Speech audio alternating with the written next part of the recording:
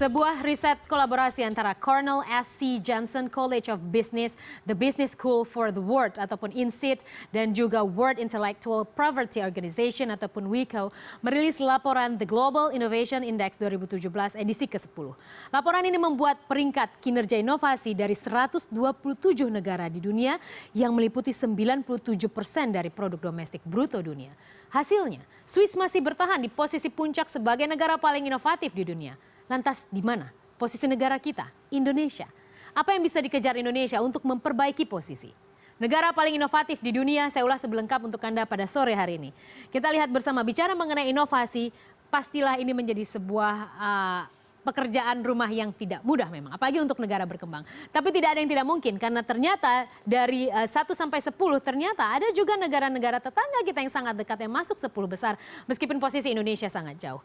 Kita lihat seperti apa, siapa yang berada pada posisi pertama? Selalu saja bertahan seperti tahun sebelumnya, yaitu Swiss berada pada posisi pertama dengan total skor 67,7. Dan beberapa hal yang ditilik adalah bagaimana sisi pendidikan, bagaimana riset dilakukan, bagaimana memanfaatkan sumber daya menjadi sebuah inovasi, hak paten juga menjadi salah satu barometer untuk penilaian tersebut. Skor Swiss 67,7 sebagai negara paling inovatif di dunia. Selanjutnya siapa yang berada pada posisi kedua adalah Swedia dengan skor 63,8. Setelah Swedia diikuti lagi masih dari Eropa, yaitu Belanda dengan skor 63,4 dan kemudian Amerika Serikat justru di bawah negara-negara tersebut. Amerika berada pada posisi keempat dengan skor 61,4. Contohnya apa? Misalnya hari ini di Instagram, official Instagramnya Mark Zuckerberg hari ini dia memamerkan bagaimana penelitian Facebook untuk menerbangkan sebuah pesawat dengan menggunakan solar cell. Itu adalah inovasi-inovasi yang sudah dilakukan oleh negara-negara maju seperti Eropa dan kemudian juga Amerika Serikat.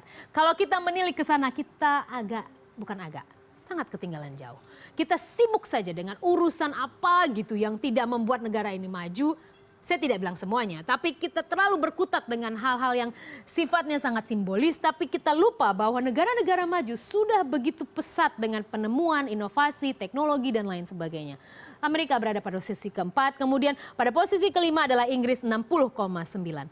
Yang sedikit membuat hati saya menyayat adalah bagaimana negara tetangga kita, Singapura, masuk 10 besar.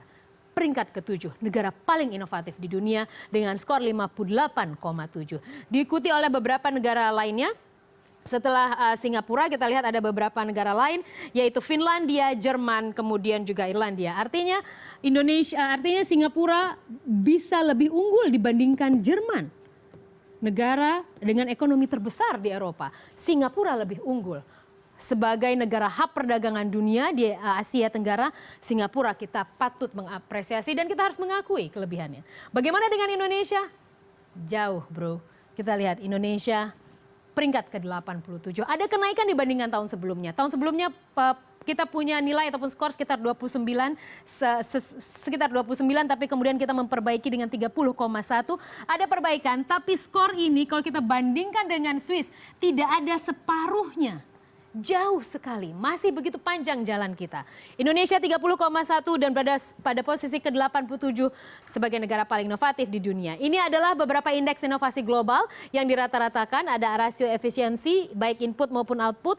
Institusi seperti apa, institusi pemerintahan merespon setiap inovasi yang dilakukan, riset, anggaran riset, sumber daya manusia seperti apa, pendidikan yang diberikan kepada sumber daya manusia, pendidikan tinggi utamanya engineer, kemudian juga scientist, seperti apa pemerintah fokus untuk membangun, menghidupkan komunitas scientist, kemudian juga engineer, itu menjadi perhitungan infrastruktur. Tampaknya di pemerintahan Jokowi sudah mulai mengejar ini, tapi mungkin ini juga sudah dengan paket kebijakan ekonomi, ini yang belum.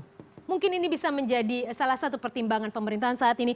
Lakukanlah yang terbaik untuk riset dan pengembangan sumber daya manusia, utamanya di pendidikan tinggi. Outputnya apa? Pengetahuan dan teknologi. Seharusnya kita punya banyak anak muda yang sangat kreatif, inovatif, bahkan mereka bisa memonetisasi. Gojek misalnya juga bisa menjadi salah satu barometer. Tapi banyak lagi yang harus kita lahirkan dari anak Indonesia sendiri dan juga kreativitas. Jadi ini harus menjadi salah satu acuan kita untuk mengembangkan negara ini agar menjadi negara yang melek dengan inovasi. Lalu seperti apa posisi Indonesia? Inilah peringkat posisi Indonesia. Dari peringkat ke-87 tersebut, Indonesia yang paling jauh, ini angkanya adalah ini adalah peringkat ya. Yang paling jeblok adalah institusi. Artinya, institusi pemerintahan belum bisa merespon dengan sangat optimal setiap ada inovasi atau mungkin jangan-jangan birokrasi untuk mematenkan itu ribet jangan-jangan atau tidak tersosialisasi dengan baik, bisa saja. Perlu dilakukan evaluasi agar indikator institusi bisa jauh lebih baik dari peringkat 120. Kita total secara overall kita 87 peringkatnya, tapi untuk institusi adalah yang paling jelek. 120. Bagaimana dengan riset dan sumber daya manusia? 92. Kemudian infrastruktur peringkat ke-81. Kreativitas kita lumayan ya. Ya lumayan lah 77. Kemudian pengetahuan dan teknologi 70. Bisnis, jadi lingkungan bisnis kita itu mendukung nggak kayak ease of doing business? Seperti apa sih kalau orang mau buka bisnis? Kita peringkat 96, agak jauh juga. Dan yang paling tinggi di antara semua indikator-indikator itu peringkatnya adalah pasar. Ya iyalah ya, kita Indonesia, pasar terbesar di Asia Tenggara gitu. Siapapun pasti mau masuk sini. Padahal potensi pasar ini harusnya dimanfaatkan dengan luas oleh pemerintah. Ini yang menjadi PR utama. Institusi harus bisa lebih responsif, harus bisa lebih lebih bisa memangkas birokrasi mungkin sehingga ketika akan mematenkan misalnya bisa dengan lebih mudah gitu dilakukan. Lalu kita ingin membandingkan sedikit saja, ini menarik seorang ekonom ya, saya mengambil dari Faisal Basri bahwa dia membandingkan posisi Indonesia dan Vietnam. Jadi dalam perbandingannya Vietnam itu sudah menyalip Indonesia sesungguhnya.